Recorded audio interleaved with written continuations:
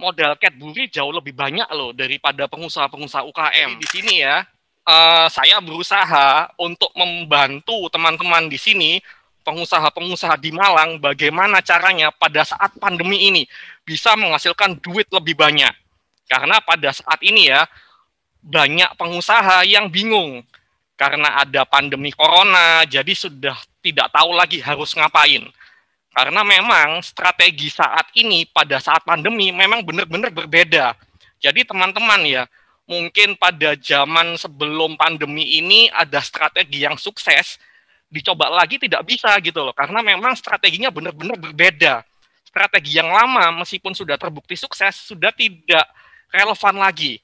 Jadi di sini saya akan sharing ya, berusaha untuk sharing strategi bagaimana menentukan target pasar yang paling mudah menghasilkan duit terbanyak.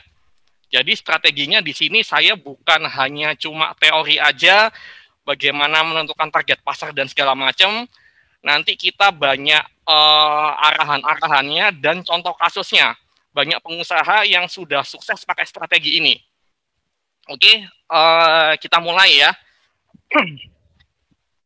Oke, kita akan membahas ya di sini tips dan trik langkah-langkah. Jadi di sini adalah step by step, selangkah demi selangkah.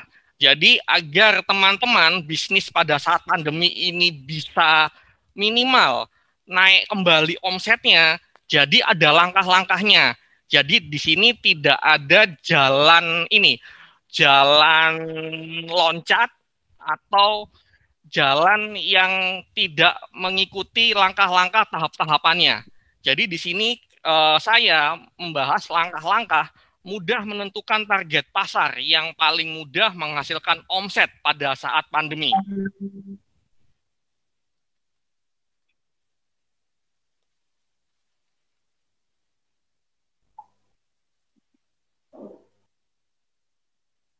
Oke, karena saya juga tidak terlalu paham ya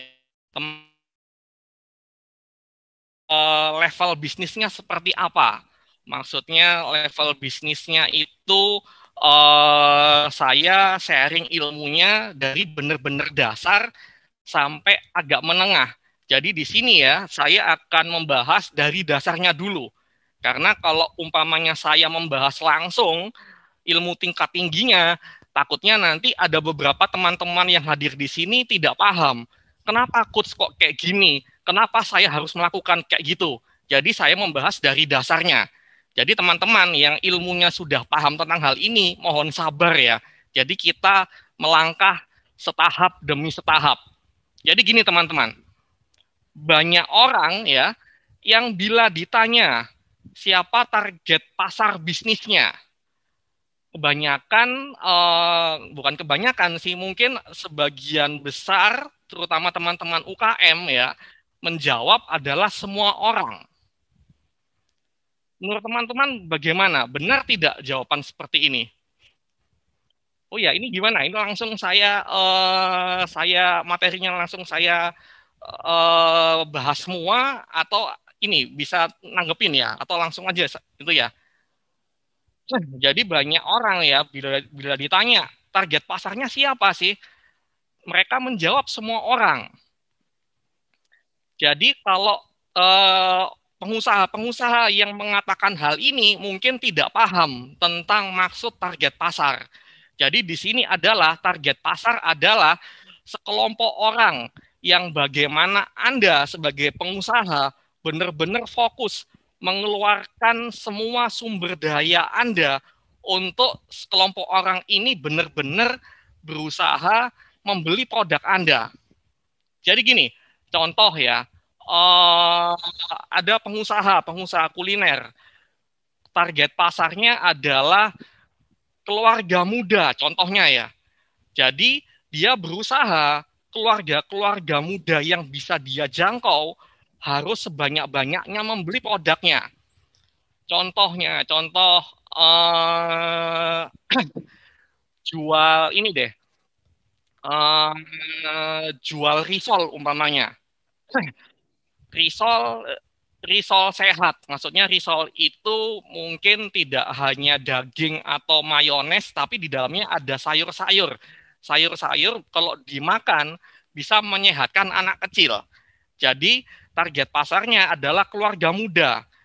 Pengusaha kuliner ini berusaha agar keluarga-keluarga muda yang bisa dia jangkau sebanyak-banyaknya membeli produknya. Jadi kalau umpamanya target pasarnya adalah keluarga muda, apakah anak mahasiswa tidak boleh membeli risol itu? Jadi pasti boleh kan? Jadi orang-orang di luar target pasar itu adalah bonus pasar. Jadi target pasarnya tadi keluarga muda ya. Pengusaha ini benar-benar berusaha jualan ke keluarga muda, sering posting di grup Facebook atau grup WhatsApp yang banyak keluarga mudanya. Tapi kalau tiba-tiba ada mahasiswa yang membeli produknya, ya tidak boleh di ini kan, tidak boleh ditolak. Boleh-boleh aja. Jadi orang-orang yang di luar target pasar itu adalah bonus pasar. Beli alhamdulillah, nggak beli yang nggak apa-apa. Tapi beda ya kalau target pasar. Kalau umpamanya target pasarnya keluarga muda, kalau nggak ada keluarga muda sama sekali atau sedikit keluarga muda yang membeli, itu bermasalah untuk bisnisnya. Oke, lanjut ya. Nanti kalau mainnya teman-teman ada yang belum paham bedanya target pasar sama bonus pasar bisa tanya. Oke,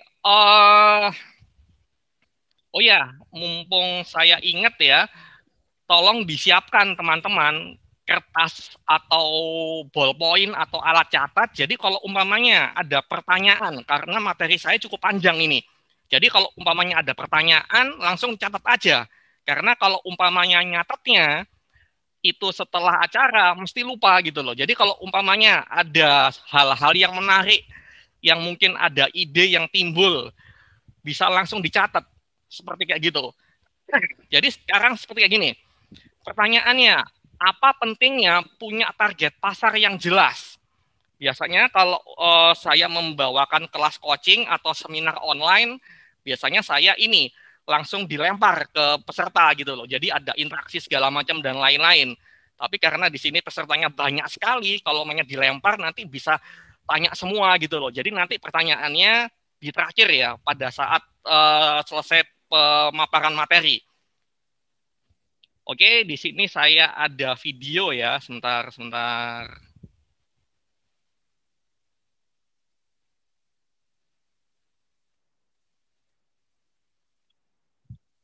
Jadi gini, ini ada video tentang iklan Oreo.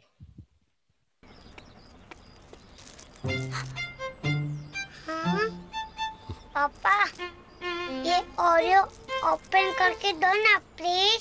पर मुझे क्या मिलेगा? इसको खाने का सीक्रेट। तो चलो। पहले ट्विस्ट करो, टिक करो,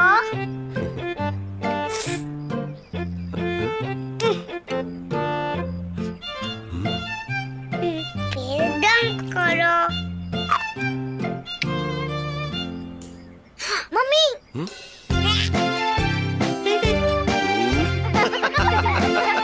Only Oreo From Cadbury.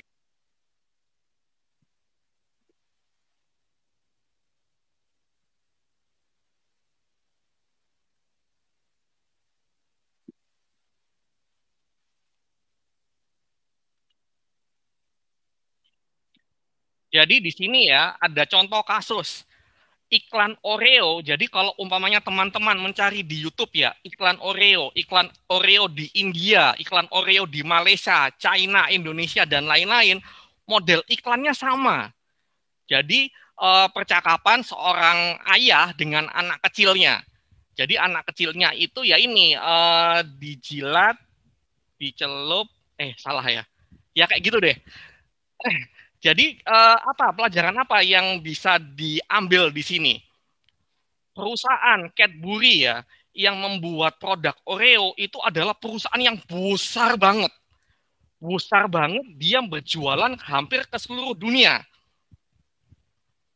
Jadi kalau perusahaan besar banget, pasti ya modal mereka jauh lebih besar daripada modal teman-teman.